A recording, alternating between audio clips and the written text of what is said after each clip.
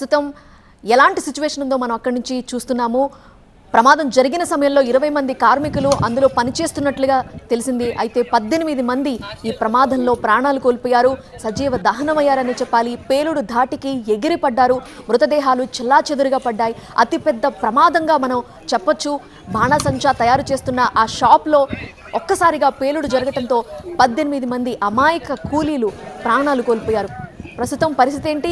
దీనికి సంబంధించి ఇప్పటికే ముఖ్యమంత్రి కూడా ఈ ఘటనపై ఆరా తీశారు, ఆదేశాలు కూడా ఇచ్చినట్లుగా తెలుస్తోంది.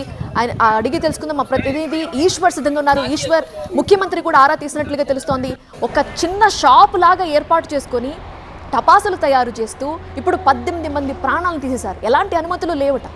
ఎగ్జాక్ట్లీ. ముఖ్యమంత్రి ఘటన తెలిసిన వెంటనే ఆయన విజయనగరం పర్యటనలో ఉన్నారు. విజయనగరంలో వెంటనే తన పర్యటనని మధ్యలో ఆపి ఉన్నత స్థాయి అధికారులతో ఉన్నత స్థాయి సమీక్షను నిర్వహించారు. ఘటన గల కారణాలని తెలుసుకునే ప్రయత్నం చేశారు. ముఖ్యమంత్రికి అందించిన సమాచారం మేరకు క్షణాల్లోనే ఈ ఘటన చోటు చేసుకుంది. క్షణాల్లోనే లోపల ఉన్న వాళ్ళు బయటకు వచ్చే అవకాశం కూడా లేకుండా ఖాళీ సజీవ దహనంగా మారిపోయారన్న సమాచారాన్ని ముఖ్యమంత్రికి అధికారులు ఇచ్చినట్టుగా తెలుస్తుంది. ఈ నేపథ్యంలోనే ఆయన వెంటనే తక్షణం అక్కడే ఉన్న హోమ్ మినిస్టర్ని అక్కడి నుంచి సంఘటన స్థలానికి బయలుదేరి వెళ్ళాలని ఆదేశించారు. అదే సమయంలో ముఖ్యమైన ఇతర ఉన్నతాధికారులు కూడా తక్షణం ఇక్కడి నుంచి బయలుదేరి రాష్ట్రంలో నలుమూలలో రకరకాల ప్రాంతాల్లో ఉన్న ఎవరైతే ఎక్స్పర్ట్స్ ఉంటారో, లేకపోతే ఇంకేదైనా అవసరమైన సహాయక చర్యల కోసం కావచ్చు, లేకపోతే అక్కడ ఉన్న ఆ ప్రాంతంలో ఇట్లాంటి పరిస్థితులు ఉన్న నేపథ్యంలో వాటిని తిరిగి పునరావృతం కాకుండా చర్యేందుకు అవసరమైన చర్యలు తీసుకునేందుకు అవసరమైన ఉన్నతాధికారులు అందరూ తరలి వెళ్ళాలని ఆయన ఆదేశించినట్టు తెలుస్తుంది. ఘటన తీవ్రత గురించి చూస్తే చాలా ఆందోళన కలిగిస్తుంది. ఆ ఘటన చాలా ఈ మధ్యాహ్నం ఒక్క క్షణంలోనే అది అగ్నిగుండంగా మారిపోయింది. ఒక్క క్షణంలోనే దాదాపుగా ఇప్పటివరకు అందుతున్న వార్త ప్రకారం 18 మంది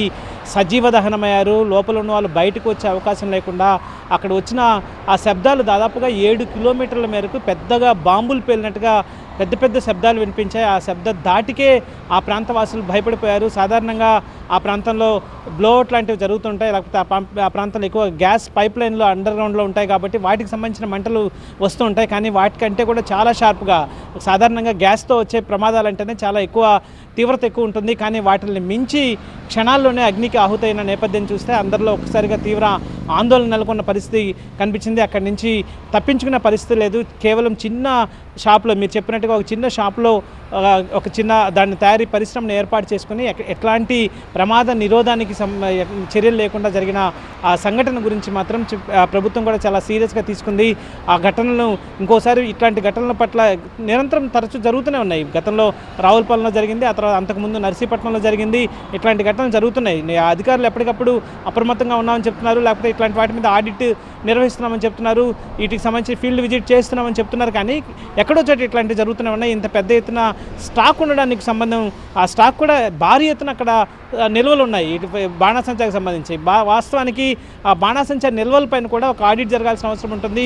ఆ స్టాప్ ఏరియాని బట్టి, ఆ ప్రాంతంలో ఉన్న ప్రమాద తీవ్రతను బట్టి చాలా తక్కువ అనుమతులు మాత్రమే ఇవ్వాల్సి ఉంటుంది. స్టాక్లో కూడా చాలా తక్కువ మాత్రమే ఉంచుకోవాల్సిన అవసరం ఉంటుంది. కానీ ఇంత పెద్ద స్థాయిలో క్షణాల్లోనే 18 మంది చనిపోయేలాగా అక్కడ అంత పెద్ద స్టాక్ ఉంది, అంత పెద్ద ఎత్తున మంటలు వ్యాపించాయి, అంత పెద్ద ఎత్తున పొగలు వచ్చాయి, భారీ పేలుడు శబ్దం వినిపించిందంటే ఏ స్థాయిలో అక్కడ ఆ పరిశ్రమ నెలకొని ఉంది. దానికి సంబంధించి ఇంత తీవ్రత జరిగిన నేపథ్యంలో అయితే ప్రస్తుతం ఆంధ్రప్రదేశ్ రాష్ట్ర ప్రభుత్వం అయితే సహాయక చర్యల మీద దృష్టి పెట్టింది. తక్షణం ఇంకేదైనా ఎవరికైనా ఇబ్బంది కలగకుండా, లేకపోతే దానివల్ల ఆ ప్రమాద తీవ్రతను తగ్గించే ప్రయత్నాన్ని అయితే చేస్తున్న నేపథ్యం అయితే కనిపిస్తుంది.